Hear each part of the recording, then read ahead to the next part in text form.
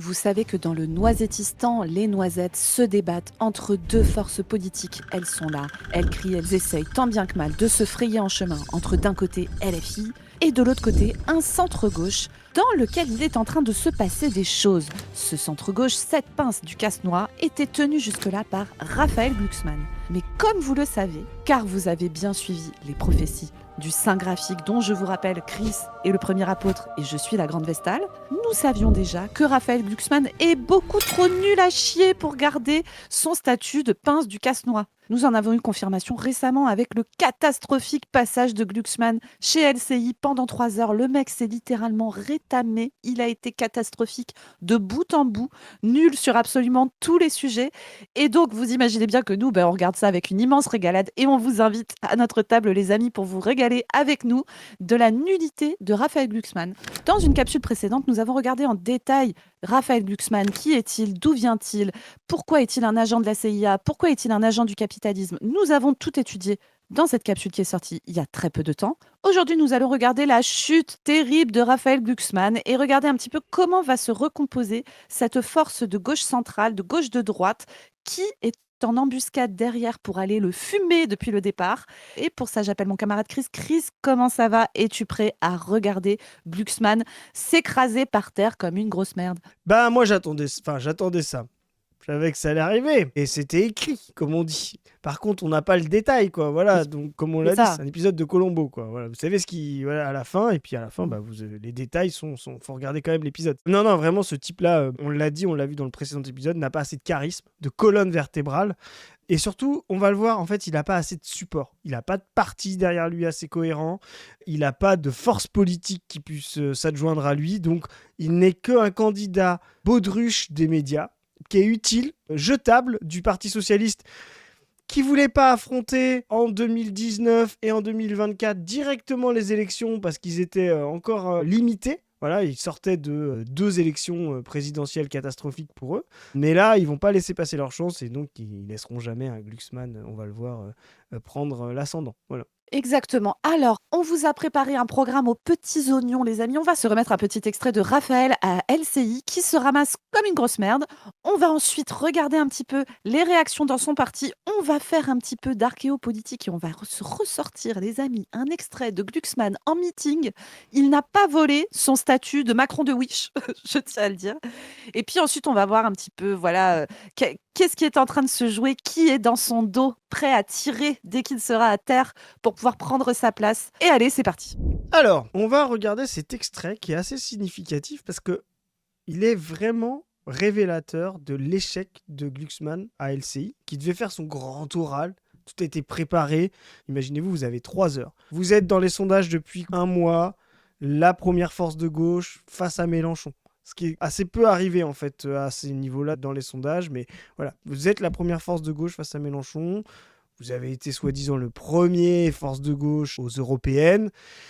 Et donc, vous préparez à 18 mois un débat avec Zemmour. Donc, déjà, copie de stratégie de Mélenchon, tu te rappelles, hein, Mélenchon, a 7-8 mois avant la présidentielle, fait un débat avec Zemmour. C'est ça. Alors, c'est ça la bêtise politique. C'est aussi de ne pas avoir compris que le Zemmour, qui était candidat en 2021, était quelque chose d'important. Parce que c'était un type qui s'était jamais présenté, qui était journaliste, qui reportait un blog politique que moi j'appelle fasciste. Hein, voilà.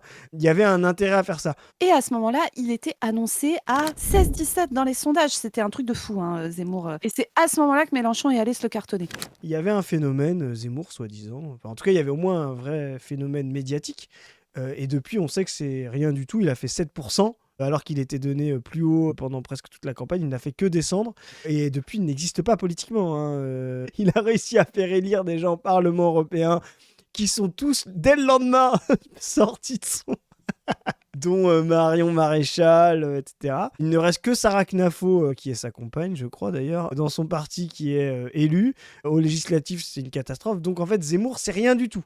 Donc en fait, là, il réactive Zemmour. C'est déjà une erreur politique de discuter face à Zemmour dans la période. Je pense qu'on est dans une période où, justement, peut-être que cette extrême fascisation, islamophobie est un peu en train de disparaître. On voit des candidats de droite comme Villepin qui commence à sortir. Tu vois ce que je veux dire? On voit des candidats de droite émerger plutôt à gauche du bloc d'extrême droite, ce qui était plutôt l'inverse en 2021-2022. Donc, vraiment, c'est une catastrophe déjà d'essayer de refaire ça. En plus, il n'a pas été bon. Et donc, il a essayé de faire un grand oral pour montrer à quel point il était important. Et là, il y a une scène ultra préparée, un moment où il n'a pas le droit de se louper. Et il s'est, on va juger, hein, voilà, peut-être que vous ne serez pas d'accord, il s'est loupé là-dessus. On va le voir tout de suite. Qu'est-ce qui ferait que je vote pour vous ? Alors, déjà, Petite minaudage, Vous allez voir, instant séduction, ça minaude fort. En quoi seriez-vous différent ? Voilà. Mais, Qu'est-ce que vous allez mettre en action concrète ? déjà, je vous comprends totalement, je vais le dire, parce que moi-même, j'étais un peu dans la même situation. Alors lui-même, savait pas s'il devait voter pour lui. Ce qui m'insupporte, c'est que je vois la préparation de communication qu'il a eue avant. Raphaël, tu passes un petit peu trop pour un mec qui est issu des élites, qui est marié à la journaliste la plus connue du pays, qui est fils d'un mec super connu, super riche, qui a toujours vécu une vie de riche, et nanana, et nanana. Tu passes un peu trop pour ça. Là, vraiment, l'objectif de la séquence, Raphaël, c'est que tu sois un homme du peuple. Et donc, quand on te pose des questions, il faut vraiment que les gens sentent qu'ils peuvent s'identifier à toi, qu'en fait, tu as les mêmes questionnements et les mêmes problématiques. Et il le fait mal, mais je sais pas, mais sérieusement, les conseillers en com de Raphaël Glucksmann, en plus, je suis sûre que vous êtes nombreux et que vous êtes payés très cher. Putain, mais bossez un peu, quoi. Regardez ça, c'est catastrophique. Hein. Ah, c'est clair. C'est-à-dire que j'étais dans l'incapacité à me retrouver complètement dans un parti. Et c'est pour ça qu'avec d'autres, on a créé un parti. Parce qu'en fait, il n'y avait rien qui nous... Franchement, j'ai l'impression Waouh. des fois de me voir quand Waouh. les gens ils me mettent des coms de merde en mode non mais Chris il hésite trop, il fait trop des et tout. Merci hein, pour tous vos coms plus ou moins gentils, on essaye de s'améliorer grâce à ça. Mais là, le gars sait pas où il va quoi. Et en plus, pire truc possible, il parle de la fondation de place publique, il y avait Claire Nouvian, il y avait Thomas Porcher. Que des gens qui se sont barrés aujourd'hui pour dire que c'est devenu trop de la merde et que c'est devenu trop libéral et trop une machine à faire gagner. Le pire truc à faire, c'est de rappeler la fondation de place publique, quoi. Ça va lui retomber dessus. Bah, je sais pas comment il peut raconter un truc pareil et c'est pas du tout convaincant, mais il y avait pas de parti. Donc, je veux dire, le gars, tu dis, mais en fait, t'étais invité nulle part en soirée, t'as voulu faire ta soirée. En fait, personne est venu, c'était une soirée moisie et tu racontes ça, mais je sais pas, c'est pas possible, quoi. Il le raconte mal et très lentement. Qui nous correspondait complètement. Et dans notre parti, Place Publique, il y a plein de gens qui pensent comme vous, enfin, qui ont eu votre cheminement. Hein. Mais c'est oufissime. Des maires de village qui n'avaient aucune affiliation politique, qui ont décidé de revenir sur une question. Moi, je pense à Fanny Lacroix, je pense à Hugo Biolay.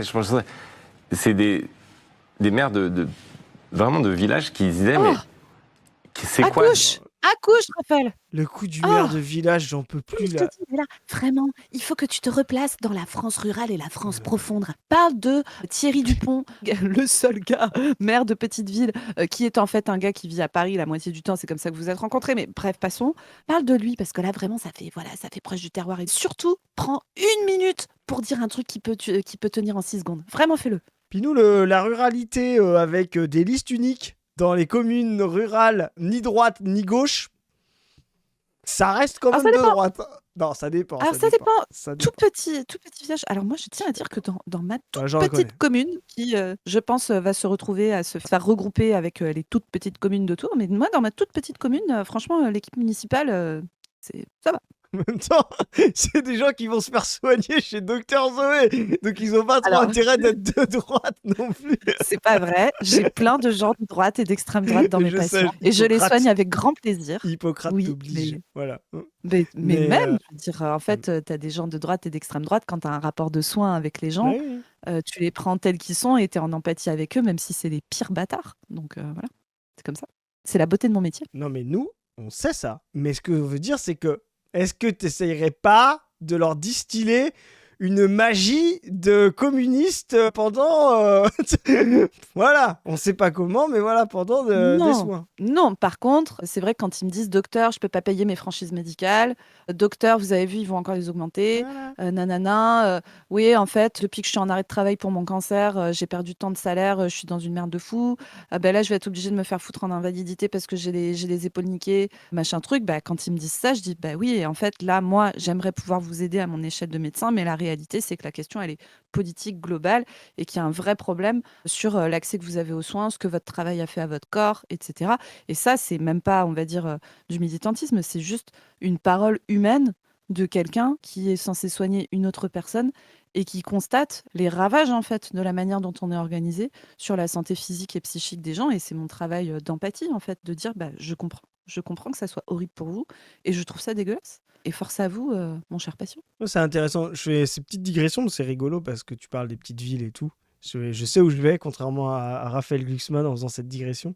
C'est des choses aussi où, justement, la droite et gauche paraissent purement idéologiques dans ces petites villes.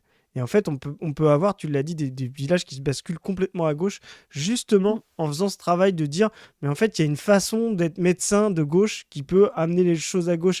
C'est pas, vous avez votre vie de militant d'un côté, puis vous faites votre travail de manière un peu standardisée.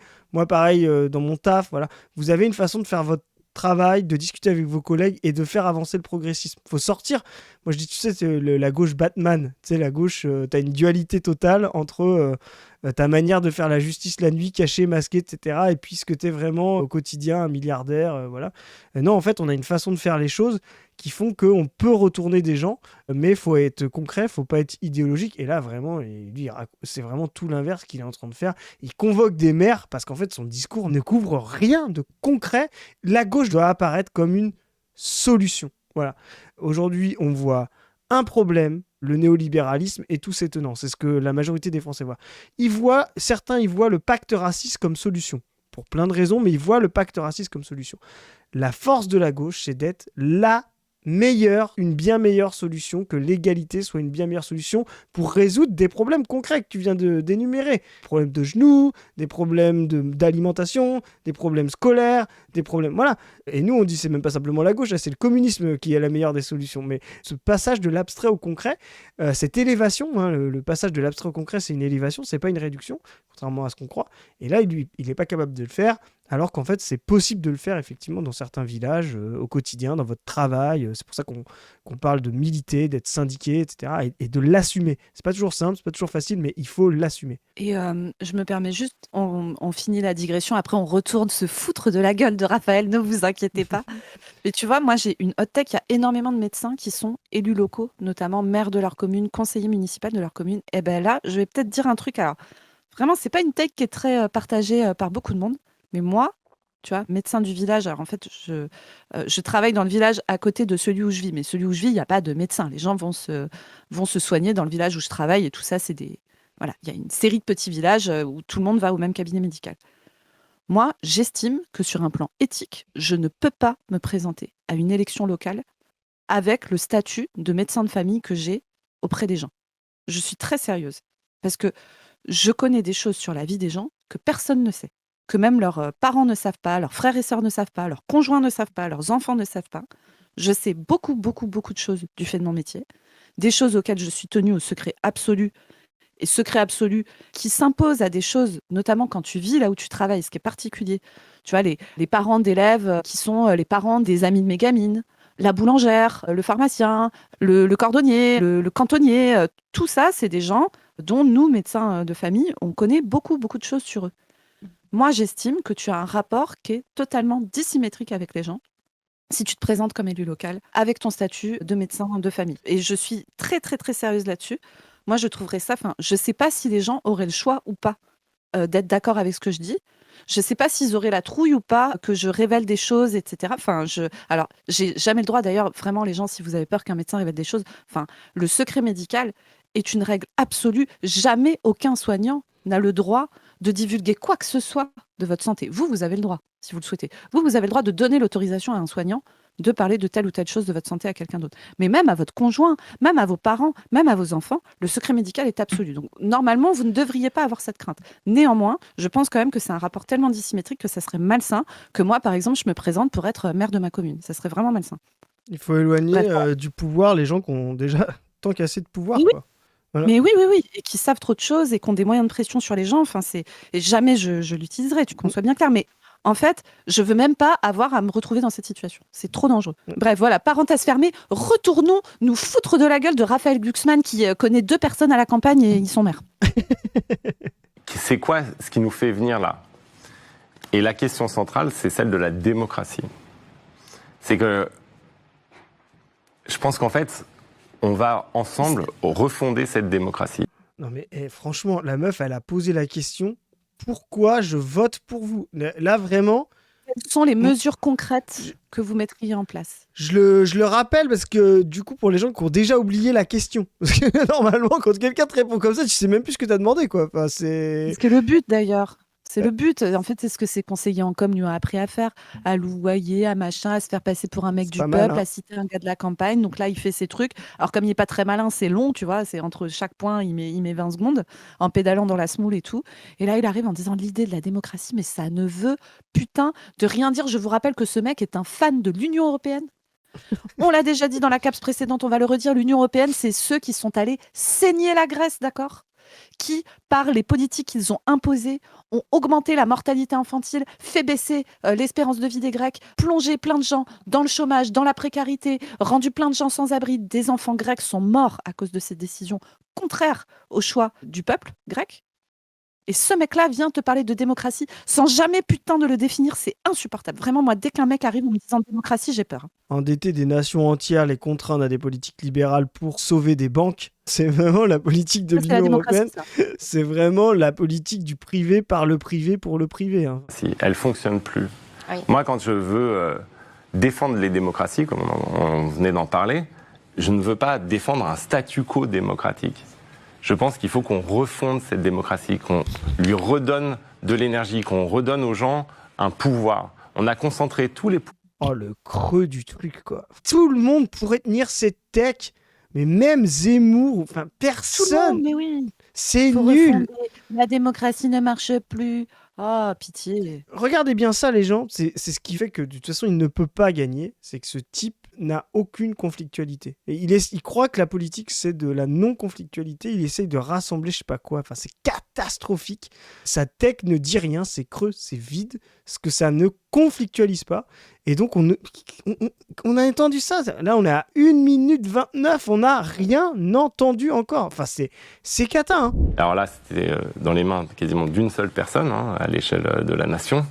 On a concentré tous les pouvoirs. Il va falloir les déconcentrer. Il va falloir décentraliser. Oh là là, en plus, tout ça pour nous sortir une tech de décentralisation. Là, ça, c'est les techs de l'Europe, ça. Ah ouais, non, mais... Ça, c'est les techs de l'Union européenne, hein, clairement. C'est-à-dire affaiblir les États-nations. Décentralisé à mort, comme ça tu te retrouves avec plein de petits lenders à l'allemande là, avec qui tu dis ou à l'espagnol, des comunidades autonomia. Ouais. C'est ça. Mais je dis lender à l'allemande parce que clairement, l'Allemagne a une mainmise sur les politiques de l'Union européenne qui est hallucinante, qui est un vrai problème. Bref. Mais voilà, donc on voit, bon, pas très convaincant, mais vraiment creux au possible, rien du tout, toujours le blabla démocratique, c'est même pas clair. Est-ce que tu veux, toi, genre tu dis ouais, ok, moi je suis pour la 6ème République, je veux changer de République, enfin tout ça est creux. Enfin, et ce qui est intéressant, c'est qu'on voit que c'est absolument pas convaincant. Cette dame n'a sûrement pas été très convaincue, Zoé. Je pense que toi non plus. En vrai, on rigole, mais là, je suis vraiment choqué. Le type semblait déjà connaître la personne et la question. C'est-à-dire que déjà, pour moi, si on te pose cette question, pourquoi voter pour moi, il y a une question sur laquelle tu dois savoir répondre, même si tu t'es pas entraîné. Tu t'entraînes tout seul, t'es candidat, voilà. Mais là... La base, c'est voilà. la question de base. Enfin... Là, on apprend, regardez, que cette personne serait, en fait, française anonyme, Nelly Boué, une amie qu'elle tutoie et elle lui fait des signes de coaching dans le public, voilà. Donc ce serait la meilleure. Vous n'aimez pas les politiques, mais à mon avis, on vous met sur un marché. Je pense que l'invitation, on retourne le village. L'invitation est lancée. Donc, rejoignez-nous comme ça. Moi, vous serez sûr que vous aimez, parce que là, vous êtes inarrêtable. Charme un peu. Des idées par contre. Hein, voilà. J'ai peut-être une adhérente de plus. Ce sera le bilan de la soirée. Est-ce que vous venez après, vous pourrez revenir chez Monsieur Pujadas. Il y a deux possibilités quand tu réagis comme ça. Soit c'est ton super pote, tu vois. Bon, apparemment c'est ça. Soit tu fais ça quand tu essayes de te sortir d'une situation de merde. Moi, je sais que quand j'étais étudiante en médecine et que j'avais des chefs fous là qui nous agressaient comme des zinzins, parfois je pouvais avoir un côté genre hilarant quand tu as sorti ton pénis sous mes yeux alors qu'il est 2h du matin et qu'on est tous seuls dans un couloir de garde et que tu me terrifies. Voilà, donc si Zoé rigole de manière trop extravertie en disant que vous êtes le roi du jeu de mots, c'est que vous êtes en train de l'effrayer. Et donc à l'époque j'avais 20 ans, j'étais sans défense et tout. Alors maintenant, autant vous dire les gars que je ne suis pas dans la même situation. Ça veut dire que votre nom est sur une liste et que globalement, il n'est pas impossible que vous alliez faire un petit tour à Colima au mois de janvier avec un petit pull qu'on aura tricoté avec plaisir pour vous. Doudoune sans manche. Et là, vous allez comprendre que le concept de doudoune sans manche ne marche pas à Colima. C'est pour expliquer si vous êtes déçus que Voilà. c'était nul. On reviendrait face aux Français. On vous mettra face aux Français, Nelly. Oui, on verra comment ça se passe. Bien, le moment est venu, on a pris beaucoup de retard. Depuis les années 80. Regarde, on alors voit que après, le regarde. monde a changé. Depuis les années 80. Alors que le monde a changé. C'est quand même un coup de foudre, hein. Entre vous êtes super, Allez. vous pouvez nous rejoindre, et puis après, elle le coach directement dans le... En le Vraiment, tutoyant. En le En le tutoyant. tutoyant. Elle dit C'est- pas calmez-vous, hein. Elle dit calme-toi. Mais la catastrophe. Donc on apprend que cette personne semble bien le connaître, que la question devait être connue. Il y a toute une mise en scène et il est incapable de convaincre. Moi, je vais continuer à montrer. Après, il y a des gens qui n'ont pas été convaincus et ça, c'est plus intéressant et c'est pour vous montrer là qu'il se passe quelque chose dans cet espace noisette de gauche. Il y a un article du Parisien qui nous dit « C'est la grande déception après son émission sur LCI. Glucksmann provoque un grand doute dans son camp. » Oh non! Alors déjà, je vous rappelle qu'à Place Publique, ils sont 3. Il y a Aurélien Rousseau, il y a Aurore Laluc et puis il y a Raphaël Glucksmann. Voilà. C'est les 3 personnes. Attends, je rigole, ils sont peut-être 10. Mais voilà. Ils sont moins qu'à Déjà, la leur brèche, a candidat. priori. Hein. Oui, déjà, leur candidat, c'est Raphaël Glucksmann, tu vois. Donc déjà, c'est un peu chaud. Et là, vraiment, mais moi, quand j'ai vu cette émission de LCI, tu sais que j'ai pensé, hein, je me suis dit, mais son équipe devant ça. Ouais. Est-ce qu'ils sont suffisamment aveuglés pour se dire ouais, bravo Raph, franchement, t'as super bien géré, c'était génial. Ou est-ce que vraiment ils se sont tous regardés les uns des autres en disant que mais le mec est nul à chier. Ben oui, ça fait longtemps. Bref. Donc c'est la prestation de l'eurodéputé place publique et présidentiable. Donc là, du coup, l'adjectif présidentiable est un petit peu désuet. Largement déçu au sein du PS. On va le voir. Oh. Voilà. Ses proches défendent sa posture d'écoute et d'empathie. Ok. Non mais ça, tu vois, je te dis, c'est l'élément de langage. Ils ont dit, Raphaël, vraiment, à chaque fois qu'on te pose une question, on sait que tu n'es pas capable de répondre, d'accord? On n'a pas assez de temps pour te On préparer sait à que t'as répondre pas sur le niveau. fond. Voilà. Tu vas vraiment te concentrer sur le fait de passer pour quelqu'un qui comprend les autres. Et donc, à chaque fois que quelqu'un va te poser une question, tu vas répondre « Je comprends parfaitement votre point de vue. Moi-même, je me suis posé cette question. » Et là, vraiment, tout le monde va pouvoir dire que tu es quelqu'un de très empathique. L'émission Fleuve en direct, une heure de grande écoute, devait signer son retour et son ancrage dans le débat public national. On l'a dit, hein, allez voir nos autres capsules, il est en train de perdre la main par rapport au PS du valet de la Noisette, Olivier Faure, qui lui justement joue sa partition pour être avec la primaire, l'aile gauche, mais avoir les autres partis des Noisettes avec lui et en même temps affronter l'AFI. Donc, ne pas se rallier à une politique commune du NFP soumise à l'AFI, c'est-à-dire d'être dans l'affrontement permanent comme révolution permanente de Trotsky. Tu vois, pour nous, c'est une bonne chose, quoi. On pense qu'il faut être dans l'affrontement permanent. Parenthèse, je ne vais pas encore améliorer mon cosplay trotskiste. Mais oui, mais je veux dire, tout le monde pense que tu es Trotsky. Tout le monde pense que tu es trotskiste. Parce que Padu a fait une blague un jour et que tout le monde l'a pris premier degré. Et toi, depuis, mais t'as décidé de creuser, quoi. Bon, bref, débrouille-toi un moment. Hein. Ouais, c'est clair. J'assume. Donc voilà, il est voulu de sortir de ça. Donc là, il joue son petit truc. Le valet, là, c'est assez fin, mais c'est très risqué. À mon avis, ça va échouer. Mais bon, c'est plutôt plus malin. Voilà, ce qu'on voit, c'est que Faure semble plus malin que Glucksmann. Donc souvent critiqué pour ses périodes de disette médiatique, c'était beaucoup préparé pour la grande confrontation. Donc on a vu notre épisode précédent, la grande confrontation. Le budget salaire de communicant pour cette merde doit se compter en plusieurs dizaines de milliers d'euros. C'est ça la dinguerie, si tu veux. C'est que le mec est arrivé, il a fait la pire prestation possible, alors qu'il s'est préparé comme un ouf. Pour ça, je vous rappelle que le gars est littéralement absent depuis septembre. Il y a eu des histoires de démission de gouvernement, de retour après démission au bout de 18 heures, nanana, de budget, de machin, de trucs. Le mec a été littéralement absent. Il se préparait pour cette merde. Il a fait ça. Non mais à un moment... Non, c'est une folie. En plus, il a perdu, tu vois, c'est vrai. Il fait ça, il se retrouve face à notre camarade Mazouz, qui est un jeune insoumis. Il est soi-disant le PSG, tu vois. Et il perd en 32e de finale contre une équipe locale, quoi. Contre une équipe de D3 ou de D4, quoi. Enfin, vraiment, c'est une folie. Donc, voilà, 3 heures d'antenne, au cours duquel il a répondu à un panel de Français avant de débattre avec le président de Reconquête. Donc déjà, accepter ça, c'est n'importe quoi. Mais bon, bref.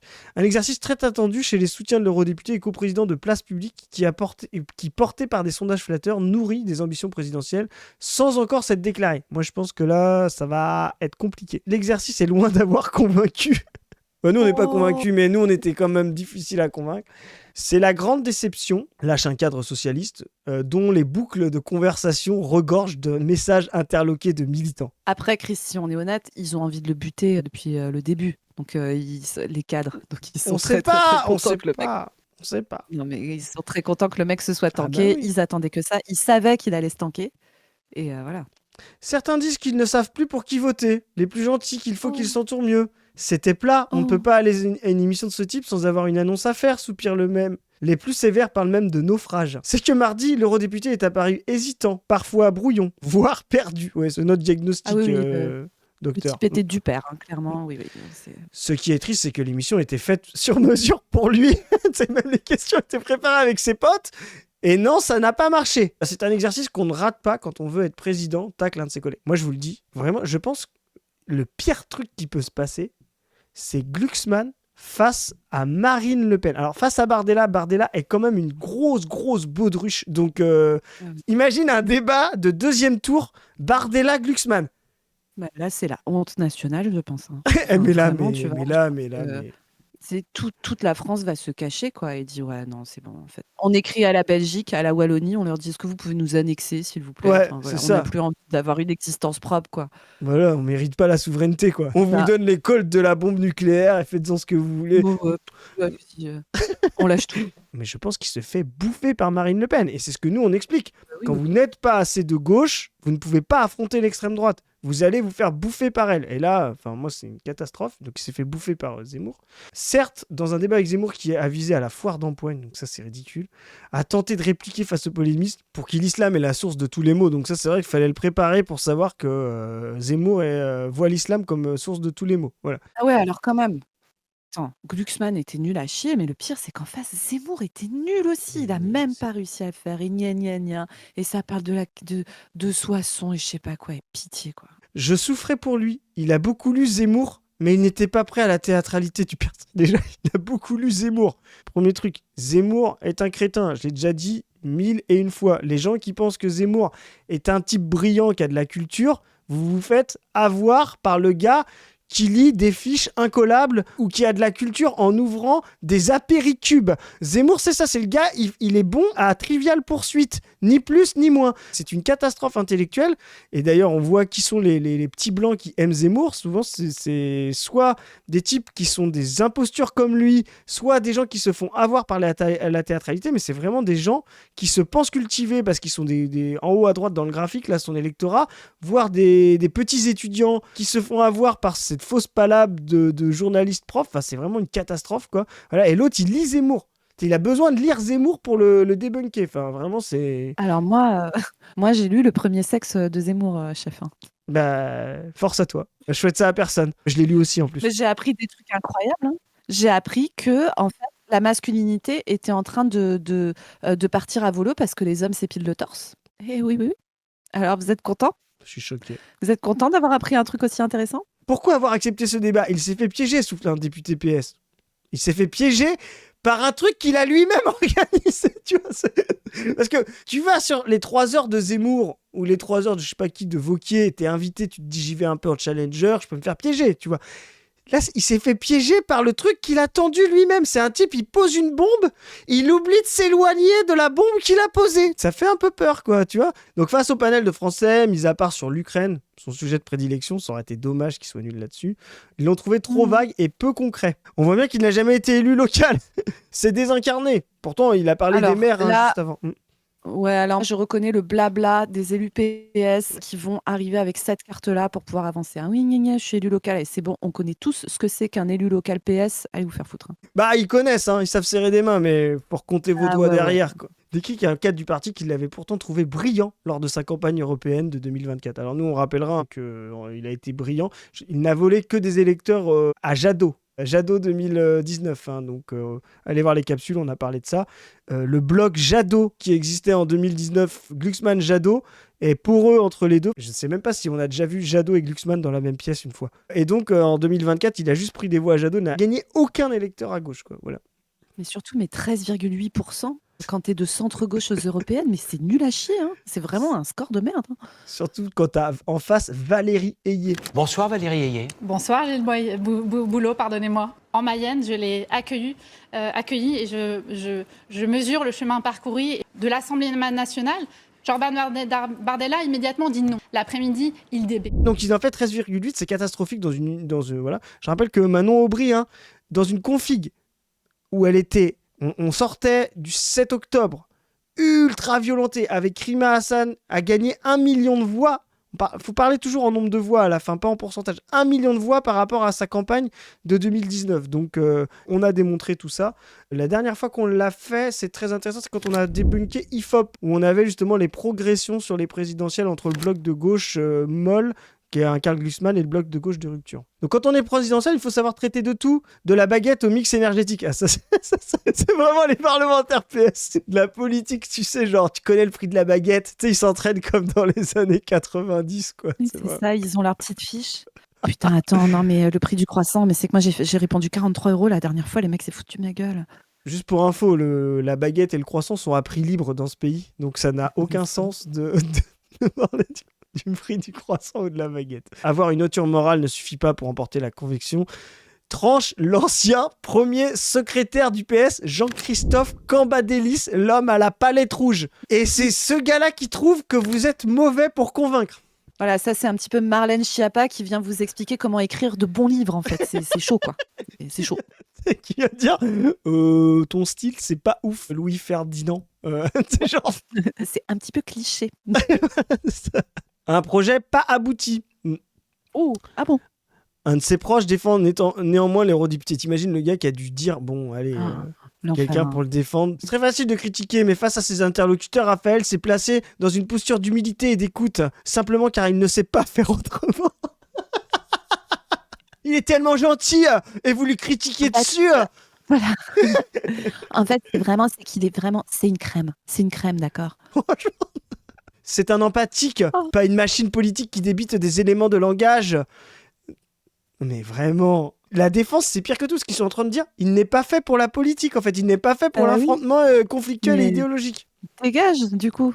Enfin, je sais pas, fais autre chose. Va faire empathologue. Voilà. Et il est allé se mettre en risque en affrontant des points de vue très différents des siens. Se mettre en risque, c'est faire de la politique, putain. C'est la base. Enfin... Voilà. Pour une fois, il n'a pas parlé, parce que lui, en fait, d'habitude, quand il est invité dans les médias, en fait, c'est que soit sa femme, soit les amis de sa femme qui l'interrogent. Donc, du coup, voilà, il n'est pas trop habitué à la conflictualité. Et là, c'était des vrais humains, des vrais gens qui parfois n'étaient pas d'accord avec lui. Hein. C'était pas des vrais gens qui connaissaient. Donc déjà, pour lui, se mettre en risque, c'est mettre une mise en scène face à quelqu'un qui connaît, qui est son coach. T'imagines, le type, on lui dit, tu vas affronter Floyd Mayweather pour la ceinture mondiale, et le gars, il perd contre son sparring partner.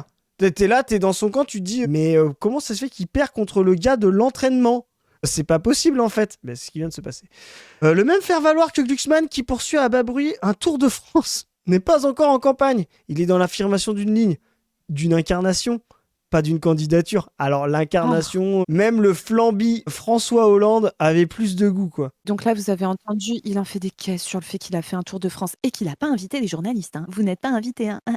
Il fait ça, bon, c'est bon quoi. Le mec est là, ouais, j'ai mis des bottes et je suis allée dans une exploitation agricole. Après, je suis allée avec la BAC, regardez comment ils tapaient les Noirs et les Arabes dans les quartiers populaires. Moi, quand je vais avec Aurélien Rousseau dans la BAC, faire des tournées avec la BAC dans les Yvelines, eh bien, j'entends la colère des policiers. J'entends la colère. Il faut qu'on avance, Raphaël Glucksmann. Non, mais je veux dire, il faut savoir écouter. Et ensuite, oui, bien sûr, je vais pas vous cacher. Moi, je suis pas quelqu'un qui va vous expliquer qu'il fait toujours tout très bien. Sans doute, j'aurais pu faire mieux. Sans doute, j'aurais pu faire mieux à cette émission. Et cette émission était difficile. Après, je suis allée discuter avec des maires de petites communes. Pitié, Raphaël, mais arrête, quoi. Ah, le cosplay Tour de France des politiques, là, mais quel enfer. C'est tellement ça. Je suis allée à l'hôpital et je me suis rendu compte que ça allait pas très bien. Oui, Raphaël, bon, merci. Moi, je pose la question, si vous êtes journaliste et que vous aviez été invité à ça, est-ce que vous auriez pas un mot du médecin ou de votre maman pour ne pas y aller ? Parce que personne n'a envie de suivre ça, en fait. Donc, pour ce cas de socialiste, l'opération essayée avait tout d'un rendez-vous manqué. Dans la gauche socialiste et social-démocrate, il y avait une forte attente. Raphaël Glucksmann avait besoin de se relancer, mais visiblement, c'était trop tôt. Nous, on pense que c'est trop tard. Voilà. Donc, alors, soyons bien clairs, les camarades. Là, c'est le PS qui est interviewé en grande partie, d'accord. Et eux, c'est leur but, d'accord, de le buter. Parce que, contrairement à ce qui nous est raconté dans les médias et tout, il n'y a pas du tout de « oui, en fait, on est de la même famille politique, on va pouvoir faire une alliance entre les deux et tout ». Jamais le PS n'acceptera qu'il se passe une présidentielle où potentiellement un candidat de centre-gauche est élu qui ne soit pas de leur parti. C'est impossible. Et jamais, en plus, ils ne peuvent ne pas présenter de candidat. Voilà. Donc là, il y a un espace. Donc ce qu'il faut bien comprendre, c'est que quand nous, on dit, il faut bien avoir... C'est à niveau... on va refaire un petit truc sur les noisettes, là. Tu sais, Zoé, le casse-noix. Voilà. Tout est relatif, comme dirait ce cher Albert Einstein. Vous pouvez être une branche du casse-noix à l'échelle d'une configuration, ce qui était Glucksmann par rapport à des forts, des tondeliers, mais une noisette dans un plus grand casse-noix. Ça, c'est un petit peu plus compliqué. Voilà la noisette Glucksmann dans quel casse-noix il s'est retrouvé. La photo parle d'elle-même. Présidentielle 2027, Glucksmann et Bernard Cazeneuve affichent leur commune ambition. Alors, vous avez ce gars-là, donc Cazeneuve, tueur de Rémi Fraisse, comme on l'appelle, François Hollande, le parrain de la gauche, le Vito Corleone de la gauche social-démocrate. Mais de fou. Parce que ça, vraiment, Chris, tu sais qu'il y a plein de gens qui continuent à dire flambi, nanana. C'est vraiment rien connaître à la politique. Comme un petit bonhomme sympathique, assez rigolo, qui a fait une politique de gauche de droite parce qu'il savait pas quoi faire d'autre. Et puis qui s'est retrouvé un petit peu président par hasard et tout. Mais Hollande, les gars, c'est probablement un des plus gros requins de la politique française de ces 50 dernières années. Hein. Non mais je pèse mes mots. Comment vous croyez qu'il a réussi à se retrouver à la place où il a été alors que, bon, vous avez vu le gars, quoi. Pour compenser, le gars est une machine de guerre en coulisses, etc. pour gérer les machins, les trucs. C'est un mec formé au PS depuis le départ, à l'époque du pire du PS en termes de stratégie, de machin, de trucs. Mais vraiment, ne vous laissez pas avoir. Ce type est dangereux. Hein. Et qui a toujours eu une ligne de droite. Je rappelle, il a toujours été à l'aile droite. Il écrivait pour Jacques Delors dans les années 80. Enfin, vraiment, il était déjà dans des propositions de politique néolibérale avant même le tournant de la rigueur. Enfin, vraiment, c'est... Donc, vous avez le Vito Corleone, là, voilà, et vous avez Cazeneuve. En fait, tout le monde a cru que c'était ce moment-là, à Cergy-Pontoise, là, donc du week-end dernier, là, c'était le 16-17, là, voilà, c'est ça. Et en fait, il a tué Glucksmann, voilà. Le but, c'était de l'afficher, évidemment, de le mettre en avant, de savoir qu'il n'avait rien dans le ventre, de le mettre en avant en plus à côté du PS et à côté de quelqu'un comme Cazeneuve qui n'est plus au PS. Voilà, je rappelle qu'il est toujours au PS, il est même député du NFP, François Hollande. Et là, vraiment, le type a fait cette photo, n'a pas compris ce qui lui arrivait, ils l'ont projeté pour qu'il s'écrase et qu'il meure pour que, enfin, le PS puisse reprendre l'ascendant sur ce bloc-là et puisse porter son propre candidat qui servira, in fine, la mafia des mafias à gauche, le Parti socialiste. À la fin, il faut servir la famille. Donc vraiment, c'est ce que là, il fait. Lui est mort dans le film. On lui a fait croire qu'il aurait la main sur la famille. Au final, il est décédé. Et l'enchaînement est totalement lisible. Ça s'est fait quelques jours avant, à Pontoise. On le met responsable devant les socialistes, avec François Hollande, avec Cazeneuve. Et quelques jours après, il explose. Ça veut dire quoi ? On a parié sur toi, on te l'a pas fait à l'envers, tu nous as déçus, maintenant t'es mort, et donc il va se faire exécuter, hein, je te dis, comme dans la mafia. Nous on l'a prévu depuis le début, c'est ce qu'on a dit. Donc il y a deux stratégies qui sont en train d'exploser. Il y a la stratégie que tout le monde comprend, la stratégie Glucksmann qui essaye d'avoir un pôle politique en récupérant l'aile droite du PS, c'est impossible, on l'a toujours dit. Et l'expérience fort, parce que justement cette même gauche là qui a tenté le coup Glucksmann, c'était aussi pour pouvoir contrer la stratégie fort qui lui veut faire la primaire. Voilà. Notre parrain de la gauche là, François Hollande, agite un truc, c'est il veut un candidat PS sur lequel va se rassembler ou pas, peu importe, des gens autour, candidat PS qui prennent le bloc de destruction de Macron. Les 16-17% de destruction de Macron, ce qu'on voit dans les sondages de Glucksmann, etc. Et il veut un candidat PS pour ça. Il ne veut pas de la primaire, donc c'est pour ça qu'il a affirmé durant Cergy-Pontoise qu'il n'y aurait pas de primaire, en tapant sur Faure, le valet qui joue sa partition et qui va essayer de combattre Hollande, mais qui va échouer. Et cette aile droite ne veut pas non plus de Glucksmann, ils viennent de le sacrifier, voilà, pour pouvoir mettre leur candidat. Ce ne sera pas Hollande, ce ne sera pas Cazeneuve, donc ce sera forcément quelqu'un qui quand même maintient une forme de lien avec l'aile gauche, avec Faure, avec le NFP, avec cette dynamique de 2024. Nous, on dit, le mieux placé pour ça, c'est celui qui, aujourd'hui, semble être une noisette, mais dans les noisettes, vous finissez des fois par être la clé de voûte, Boris Vallaud, qui lui est en train de préparer ça. Et vous verrez, Boris Vallaud est un fidèle depuis toujours de François Hollande. C'est quelqu'un qui a été formé avec François Hollande, qui a été avec lui pendant le quinquennat Hollande, etc. Et vous verrez, ça va se faire petit à petit, ces stratégies-là. Donc, au combat des noisettes, la branche Glucksmann vient de casser, c'était prévu. Maintenant, il va falloir fabriquer la branche Boris Vallaud entre l'échec de la primaire et l'incapacité de Glucksmann. Il est en train de se frayer un petit chemin. Mais c'est encore trop tôt. Comme tu parles d'incapacité de Glucksmann, mon Chris, est-ce que pour la fin, on se mettrait pas cette petite pépite, les amis? Vous disiez, non, mais la pas du team, ils disent n'importe quoi. Glucksmann, c'est vraiment un mec qui est solide. Il n'y a aucun doute sur le fait que le PS va miser sur lui pour une présidentielle, c'est sûr. D'ailleurs, tous les médias l'ont dit, donc c'est évident que ça va être vrai. Thomas Legrand et Patrick Cohen ont été entendus dans un resto en train de fomenter le fait que Glucksmann pourrait être le présidentiel et que c'est lui qu'il faut pousser. Et ce sont de fins analystes de la politique française. Donc, Déjà, quand Legrand et Patrick Cohen parient sur vous, dites-vous qu'il faut changer de sport.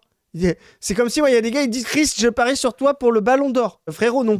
J'adore le foot, ce serait mon rêve, mais non, ne fais pas ça, tu vas perdre ton argent. Alors, regardez-moi ce charisme incroyable. C'est un extrait de meeting de Raphaël Glucksmann, mais vraiment. Bref, je vous laisse savourer. Pour l'écologie, pour la démocratie, pour la France et pour l'Europe. Désolée, mais elle n'a rien à enlever à Valérie Pécresse. Hein. Ah ouais. Vraiment. Hein. Ah ouais. Tu sais, il y avait Macron déjà qui avait été ridicule, mais tu sais, c'était pas vraiment ridicule, c'était qu'il faisait un peu peur, tu sais. Tu vois que le mec était complètement zinzin et un peu ridicule aussi quand même, mais surtout zinzin. Là, c'est vraiment Pécresse corps, quoi. C'est l'enfant caché de Macron et Pécresse, quoi. Ce qui est, en termes d'électorat, pas si déconnant. Avec son poing levé comme ça. Nous allons être, mes amis, nous allons être la grande et belle surprise du 9 juin 2024. Nous allons bouleverser l'échiquier politique. T'as déjà pas bouleversé les députés du PS, frérot. Arrête, il a fait l'incroyable score de 13% en étant de centre-gauche à une élection européenne, Chris, quand même. Il a bouleversé les électeurs de Jadot 2019, et ça, ça quand même, ils ont été tout chauds. Les mecs, ils ont dit, moi j'ai voté Jadot 2019, on ne m'y reprendra plus. Je vais voter pour la vraie gauche de gauche, Raphaël Glucksmann. Ils étaient en route pour aller prendre leurs vacances en Sologne. Ils se disaient quand même, Raphaël Glucksmann, super. Un génie. En plus, il adore la démocratie. Je compte sur vous. Vous pouvez compter sur moi. Eh ben, petit ange parti trop tôt. C'était bien, Raphaël. Tous ceux qui nous ont dit, bah ouais, mais il est connu, il est poussé par la gauche, alors que Vallaud, il n'est pas connu. Vous allez voir, ça va se dessiner tranquille. On n'est pas troisième faiseur de roi au PS à 30% dans une motion sans exister politiquement. Voilà. Donc voilà, je sais pas si c'était une conclusion. Une petite tristesse, une petite larmichette pour le jeune Raphaël qui va devoir continuer à conseiller des politiques néolibérales. Ouais, moi je pense à Léa Salamé, tu vois, à qui on avait dit meuf, c'est quand même un peu un conflit d'intérêts, non? Que ton mec soit un des candidats à la présidentielle alors que t'es une des journalistes les plus en vue du pays. Et elle avait raconté, en grande girl boss qu'elle est, qu'elle ne voyait pas pourquoi une femme devrait s'effacer devant la carrière de son mari. Et ben écoutez, moi, ma conclusion, c'est que chez les bourgeois, la manière d'être un peu féministe, c'est que ça soit les hommes qui s'effacent devant la carrière de leur femme. Et donc, bravo Raphaël pour avoir laissé Léa continuer à raconter de la merde à la télé par pur féminisme et par pur soutien de conjoint. Bravo, c'est bien joué. Sur ce, les amis, il me reste à vous rappeler que le 28 novembre prochain, je suis à Rouillé, dans la Vienne, au milieu de la ruralité, un endroit que Raphaël Glucksmann connaît très bien, pour parler avec le GA insoumis du secteur de santé, de ruralité, des problématiques liées au grand âge, etc. Je pense que ça va être passionnant. J'ai reçu le petit doc avec les questions et tout. Ça va être vraiment cool. Et notamment, on va aborder des sujets qu'on n'a jamais trop abordés sur la chaîne. C'est l'impact du capitalisme et de la pollution, etc. sur la santé des gens et tout ça. Il y a beaucoup de choses politiques à en dire, donc ça va être trop bien. Si vous voulez nous y rejoindre, ça sera vendredi 28 novembre à 20h, salle René Grison à Rouillé, dans la Vienne. Aussi, le week-end suivant, Je suis avec Chris à Chambéry. Nous sommes aussi invités par un GR Insoumis. Cette fois, on va parler, alors moi, plutôt de santé, Chris, plutôt de stratégie politique et d'évolution actuellement de la politique française, stratégie révolutionnaire, tout ça, tout ça. Il y aura peut-être un petit peu le graphique invité avec Possible. nous, vous verrez bien. Donc, ce sera samedi à Chambéry. On n'a pas encore la salle exacte, mais on vous tiendra au courant dès qu'on l'a. Et l'heure exacte, mais ça sera a priori fin d'après-midi, début de soirée. Donc, si vous avez envie de nous y croiser et de venir nous écouter et puis surtout poser des questions et papoter avec nous, c'est avec un grand, grand, grand plaisir. Vous pouvez également participer au financement participatif de la revue Position Revue, qui est en cours actuellement. Nous allons refaire tout le site de la revue, passer les chroniques de l'exploitation en podcast, faire un gros, gros événement pour 2026 dont nous avons hâte de vous parler, mais qui est encore secret pour le moment, qui est en cuisine. Nous allons également mettre le Saint graphique, l'incroyable, l'unique, le merveilleux en accès libre sur la chaîne. Pour tout ça, vous avez le Tipeee en barre de description. Vous pouvez soutenir la totalité du travail de l'asso sur le Tipeee, nous suivre sur nos réseaux Insta, Twitter, aller sur les chaînes perso. Et sur ce, on vous dit à plus tout le monde. Salut. Salut à tous. Salut.